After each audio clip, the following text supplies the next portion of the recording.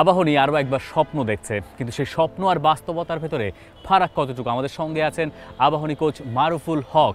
যখন আমরা বলি যে এশিয়ান টুর্নামেন্টে যাওয়ার একটা রাস্তা, তখন সেটা কি অটোমেটিক একটা চাপ তৈরি করেন কিনা একটা টিমের উপরে, সেটা আবাহনী হোক আর যাই হোক না? অ্যাকচুয়ালি যদি আমরা 3 বছর আগে কথা বলি তাহলে কিন্তু সেরকম চাপ ছিল না, কিন্তু বসুন্ধরা কিংস বারবার যখন এটা থেকে ফাইনাল রাউন্ড থেকে ব্যর্থ হয়ে আসছে, তখন আলটিমেটলি যখন বসুন্ধরা চাপ নিয়ে এনে সঙ্গে সঙ্গে অন্য টিমগুলো চাপ নিয়ে এনে।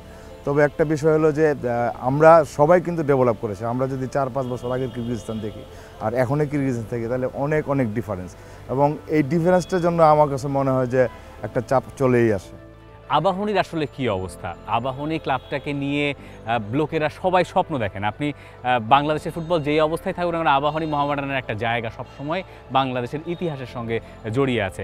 আবাহনী একটা স্ট্রাগলিং পিরিয়ডের ভেতর দিয়ে গেছে, কিন্তু লাস্ট সিজনে আবাহনী রানার্স আপ হয়েছে। ওদের স্বপ্ন পূরণে পাশে থাকতে পেরে আমরা গর্বিত। আবাহনীর সমর্থকের যে স্বপ্ন দেখেন যে তারা এই মাঠে একটা অবিশ্বাস্য কিছু করবেন, তাহলে কি তাদেরকে খুব বেশি দোষ দেওয়ার কিছু আছে? না, অ্যাকচুয়ালি আমি সমর্থকদের আপনার এটা কোনো দোষ দেওয়া যাবে না। আর যেটা হলো যে আবাহনী একটা স্ট্রাগলের ভিতরে চলে যাচ্ছে, এবং আমার মনে হয় স্ট্রাগলিংটা এখনও রয়েছে। কারণ আপনার যেভাবে আমরা এইভাবে সিজনটা শুরু করেছিলাম, আপনার অন্যান্য ক্লাব থেকে প্লেয়ার নিয়ে এবং বিদেশিদের নিয়ে যেভাবে শুরু করেছিলাম, সেই জায়গাটা আমরা ধরে রাখতে পারিনি। আমি জানি না এটা কী জন্য, হয়তো অনেক কারণ রয়েছে। আমি অবশ্য মনোযোগ দিচ্ছি কোচিং পার্টটা। আমরা যেভাবে শুরু করেছিলাম, অনেক আশা নিয়ে শুরু করেছিলাম যে আমরা হয়তো কিরগিজস্তান মুরাসিনকে হারিয়ে আমরা হয়তো নেক্সট রাউন্ডে যেতে পারবো। আমি এখনও আশাবাদী ইনশাল্লাহ। যদি ওদের অনেকগুলো ম্যাচ দেখেছি, ওদের লাস্ট কালকেও একটা ম্যাচ ছিল, এটা পোস্টপোন করেছে। এর আগে ওরা 2 তারিখে একটা লাস্ট ম্যাচ খেলেছে, সেটাও দেখেছি। তো আমার কাছে মনে হয়েছে যে তারা আমাদের থেকে হয়তো শক্তিশালী হবে, খুব বেশি না, কিন্তু তারা রিচেবল। আমার কাছে মনে হয় যদি আমার সবগুলো অর্গান যদি ঠিকমতো কাজ করে মাঠে, তাহলে এটা আমি মনে করি যে সমর্থকদের প্রত্যাশা খুব একটা মানে দূরে থাকবে না, প্রাপ্তি হতে পারে ইনশাল্লাহ। তার ভেতরে প্রাপ্তির একটা বোধহয় এই স্টেডিয়ামে খেলতে পারাটা। এখানে বহুদিন বাদে আবাহনী খেলবে, আমরা ন্যাশনাল টিমের ম্যাচ দেখেছি, এবং এই জায়গায় যখন আবাহনী খেলবে তখন সেটাও বাড়তি একটা অনুপ্রেরণা হিসেবে কাজ করার কথা। সেটা অবশ্যই, কারণ আপনার যখন আবাহনী এই মাঠে খেলবে তখন কিন্তু আবাহনী থাকবে না, ওটা বাংলাদেশের রিপ্রেজেন্টেটিভ থাকবে।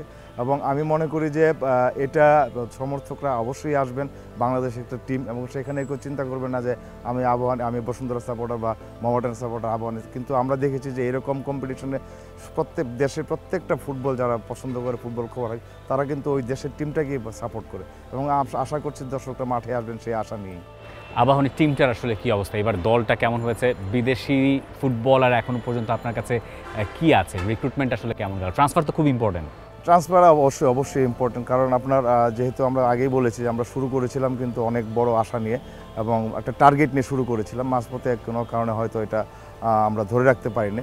তারপর আমার লোকাল কালেকশন এবং লোকাল যারা রয়েছে, আমি মনে করি যে ফাইট করার একটা স্কোয়াড রয়েছে। আর একটা বিষয় হলো যে আমার সবচেয়ে বেশি প্লাস পয়েন্ট হলো লাস্ট ইয়ারে যে 4 জন আমার ব্যাক ম্যাক্সিমাম ম্যাচ খেলেছে, তাদের যে আন্ডারস্ট্যান্ডিং, তাদের যে মাঠে আমার যে জিনিসগুলো আছে, আমার যে ফিলোসফি বা আমার যে টেকটিক্সগুলো ওরা খুব সহজে ধরতে পারে। এবং এই জিনিসটা যদি ওরা মুরাজকে যদি খুব বেশি ভালো কনসিডার না করে, তাহলে আমার কাছে মনে হচ্ছে যে তারা নর্মাল পারফর্ম করতে পারবে। মুরাজ কিন্তু ভালো দল। মুরাজ সম্পর্কে আমার একটা ধারণা ছিল, সেই ধারণাটা এখানে দাঁড়িয়ে মারুফ ভাইয়ের পাশে যখন শুনলাম দুটো কথা, তখন আমার ধারণা পাল্টে গেছে। আপনি বলছিলেন ইউক্রেনের কয়েকজন ফুটবলার এই দলটায় খেলে। মুরাজ সম্পর্কে আমরা কতটুকু জানি কিরগিজস্তানের এই দলটা সম্পর্কে? না, অন্যকে কিছু কতটুকু জানো সেটা এজ এ কোচ আমাকে জানতে হবে, কারণ তাদের এখন লিগ চলছে। ওদের 14টা টিম ওদের এখানে 2 রাউন্ডের লিগ হয়। অলমোস্ট ওরা 15 রাউন্ড শেষ করেছে, এবং এখনও কিন্তু মুরাজ ওই জোনে কিন্তু ওই লিগ এই পর্যন্ত টপ টেবিল লিডার, এবং তারা লাস্ট ইয়ারে 3rd হয়েছিল, সেই অনুযায়ী তারা কিন্তু এইবার কোয়ালিফাই করেছে এএফসি চ্যালেঞ্জ লিগে। আর মুরাজ একটা জিনিস হলো, আমি যেটা দেখেছি, তাদের 9 জন প্লেয়ার রয়েছে ইউক্রেনের, 1 জন বেলারুশ, 1 জন বেনিন, এবং তাদের জুন মাসে কোচ ছিল আর আগের লোকাল কোচ ছিল কিরগিজ, এবার তারা ইউক্রেনে একজন কোচ নিয়েছে। আর তাদের 6 জন ন্যাশনাল টিমের প্লেয়ার রয়েছে কিরগিজস্তান, এবং যারা রেগুলার পারফর্ম করে ন্যাশনাল টিমে। আর যারা ইউক্রেনের প্লেয়ার আছে ম্যাক্সিমাম কিন্তু তাদের ইউক্রেন আন্ডার 18, 21 এবং 23 টিমে রেগুলার পারফর্মার। সেই হিসাবে তাদের আমি মনে করি, আমি যা দেখেছি তাতে তাদের খেলা ম্যাক্সিমাম ইউরোপের একটা ছোঁয়া রয়েছে, কারণ সেখানে তারা যে জিনিসটা করে বারবার উইং প্লে করে, উইং ওভারলোড করে, সেখান থেকে সুইচ করে। তো এগুলো আমাকে এফেক্টিভলি বন্ধ করতে হবে আমি মনে করি। এটা আসলে কতখানি সম্ভব, মানে কোচ হিসেবে না, আমি জানতে চাই যে আপনার কাছে যে রিসোর্স আছে, হয়তো আপনি ট্যাকটিক্যালি একটা প্ল্যান করলেন, কিন্তু আপনার কাছে সেই রিসোর্সটা তো থাকতে হবে। সেই রিসোর্স দিয়ে, এবং এটা বাংলাদেশে তাদের এই সিজনের ফার্স্ট ম্যাচ হতে যাচ্ছে আবাহনীর জন্য, অনেক নতুন ফুটবলার আছেন মুরসালিনের মতো, তারা এই সিস্টেমে কতখানি ইন্টিগ্রেট করতে পারছেন? আমি এর মধ্যে 2টা প্র্যাকটিস ম্যাচ খেলেছি, একটা বিকেএসপির সঙ্গে এবং একটা বসুন্ধরার সঙ্গে।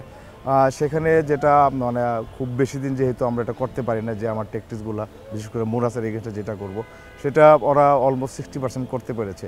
এখন আরও 2-3 দিন যদি আর 2-3টা সেশন পাবো, আমি আশাবাদী যদি আমি ডেভেলপ করতে পারি 80% নিতে পারি, এবং মাঠে যদি আমি কখনো এটা 80% করতে পারবে না, মাঠে যদি যারা এই যেটা অ্যাচিভ করেছে সেটার যদি 40-50% করতে পারে, তাহলে আমার মনে হয় যে ম্যাচটা একটা ভালো দিকে যাওয়ার সম্ভাবনা আছে ইনশাল্লাহ। লাস্ট সিজনে আপনার টিম রানার্স আপ হয়েছে ফেডারেশন কাপ, ডোমেস্টিক লিগ, এই দুটোতে। এই সিজনে আইডিয়ালি পরিকল্পনাটা আসলে কেমন? সেটা কি এখান থেকে শুরু, এই টুর্নামেন্ট থেকে? অবশ্যই এখান থেকে শুরু, কিন্তু আমরা যেটা সিজন শুরুর আগে এই সিজন আমরা যেহেতু এই খেলাটা পরে 7 দিনের ব্রেক দিয়ে আমরা আবার লিগের জন্য প্রি সিজনে যাব, কিন্তু আমাদের টোটাল নেক্সট সিজন বেস করে নেক্সট সিজনের টার্গেট এবং নেক্সট সিজনে আমাদের গোল ঠিক করেই কিন্তু আমরা এই স্কোয়াডটা সাজিয়েছি।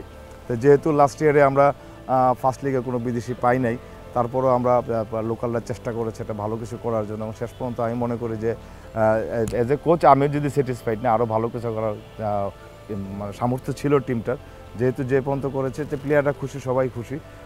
আমি যেহেতু নেক্সট ইয়ারের প্ল্যান রয়েছে এবং এই স্কোয়াডটার সঙ্গে যদি আরও এখনও সময় আছে, সম্ভবত আরও 2-1 বিদেশি আসার সম্ভাবনা আছে, হয়তো আমরা লিগে পেতে পারি, তাহলে অবশ্যই আমি মনে করি যে এই স্কোয়াডটার সবগুলো টুর্নামেন্ট এবং লিগে চ্যাম্পিয়নশিপ ফাইট এবং কিছু কিছু হয়তো চ্যাম্পিয়ন আর্ন করার সম্ভাবনা আছে। লোকে একটা কথা বলেন যে আবাহনীকে যখন লোকে দমিয়ে রাখে, আবাহনী তখন মাথাচাড়া দিয়ে আরও ভালো মতো ওঠে। এটা আপনি গত সিজনের আবাহনীর পারফরমেন্স দেখলেও বুঝতে পারবেন, বলাই যায় সেটা। এইবার কি এরকম কোনো অসম্ভব কোনো কিছু তাড়া করতে হবে যদি এই ম্যাচ মুরাস ইউনাইটেডকে হারাতে হয় আবাহনীর?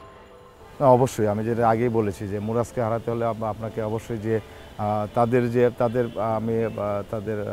Of the ball, on the ball, তাদের যতগুলো স্ট্রং পয়েন্ট আছে সবগুলো আমি অ্যানালাইসিস করেছি। প্রায় দীর্ঘ 2 মাস যখন কনফার্ম হয়েছে এই টিমটা, তাদের অ্যানালাইসিস করেছি এবং বিভিন্ন ফোটেজ কালেক্ট করেছি। সেখানে আমি শুধু একটা তাদের উইক পয়েন্ট আছে, সেই উইক পয়েন্ট নিয়ে আমরা কাজ করছি। তাদের স্ট্রং পয়েন্টগুলো বন্ধ করার জন্য আমরা কাজ করছি। একটা উইক পয়েন্ট পেয়েছি, সেটা যদি আমরা ঠিকমতো যদি প্লেয়াররা ধরতে পারে এবং ট্যাকটিক্সটা মাঠে যদি ইমপ্লিমেন্ট করতে পারে, তাহলে সম্ভব করা সম্ভব ইনশাআল্লাহ। বাংলাদেশের যে টিমগুলো আপনারা সাধারণত ফেস করেন, তাদেরকে যদি আমরা 10-এ 6 দিই, তাহলে মুরাসকে আসলে কত দিতে হবে আপনার দৃষ্টিতে?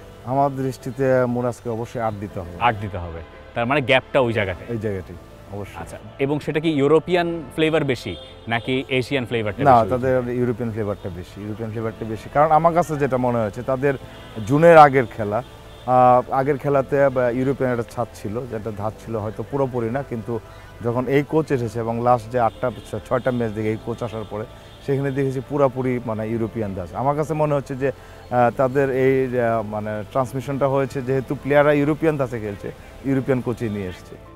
থ্যাংক ইউ সো মাচ মারুফ ভাই, এবং গুড লাক ওই ম্যাচের জন্য। আমরা আশা করতেই পারি যে এই স্টেডিয়ামে আবাহনী বহুদিন বাদে যখন মাঠে নামছে, তখন তাদের আর যাই হোক সমর্থনের অভাবটা এই স্টেডিয়ামে হবে না। For more updates, subscribe to our YouTube channel and click on the bell icon. Follow us on Facebook and Instagram. Download T-Sports app to enjoy exciting games and highlights. Visit tsports.com.